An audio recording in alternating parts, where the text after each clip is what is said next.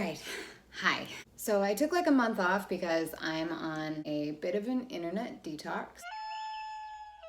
But it's fall now, everything is starting to look golden. I got this new haircut, it's pretty golden. And with all this gold, I felt inspired to jump right into talking about the quintessential golden boy, Gustav Klimt. Klimt was an Austrian painter who attained huge critical and financial success for his golden phase.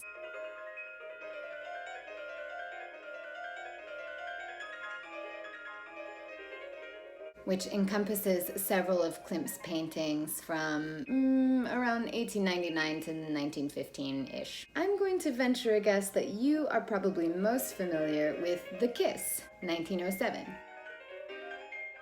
Here's another really famous one though, and this is the painting we're going to talk about. The Lady in Gold, also 1907. And I'm going to warn you for this story, as long as we're trading in gold cliches, remember that appearances can be deceiving. As Shakespeare wrote in The Merchant of Venice, all that glitters is not gold. This is Adele Bloch-Bauer. I'm going to start this one a little differently.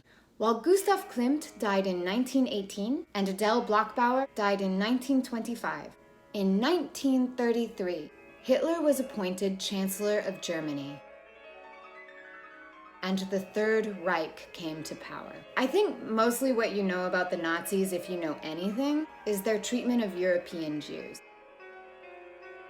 Between 1933 and 1945, the Nazis engaged in a systematic, state-funded persecution and mass murder of millions of Jews, along with gypsies, homosexuals, and the intellectually disabled. Approximately 6 million Jews and some 5 million others who were targeted for racial, political, ideological, and behavioral reasons died in the Holocaust. More than 1 million of those who perished were children. Something else the Nazis were doing between 1933 and 1945? Stealing art. It's true. They stole art from all over Europe. And in 1941, they stole Adele Bloch-Bauer's portrait, The Lady in Gold, and hung it in the Österreich Galerie Belvedere. Now, why do I find that ironic? If you haven't guessed already, Adele Bloch-Bauer was Jewish. Adele was born in Vienna in 1881, the youngest of 7 children. She was born to a very prominent banker. He liked gold, And then at the age of only 17, she married a very prominent industrialist, Ferdinand Bloch.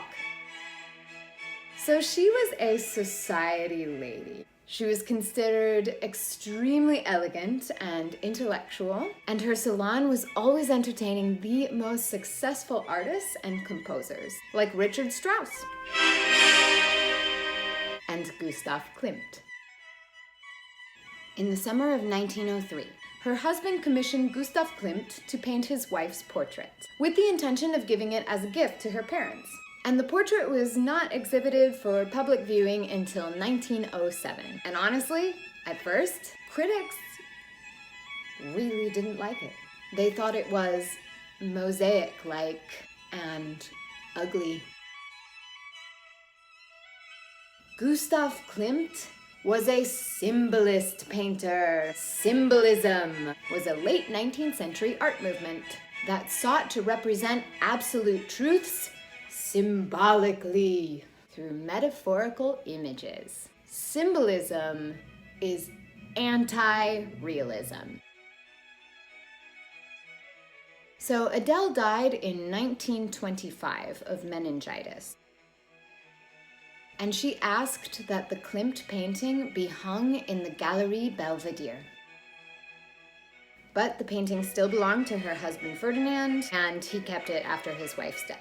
So 13 years later, March 12th, 1938, the Anschluss of Austria occurred.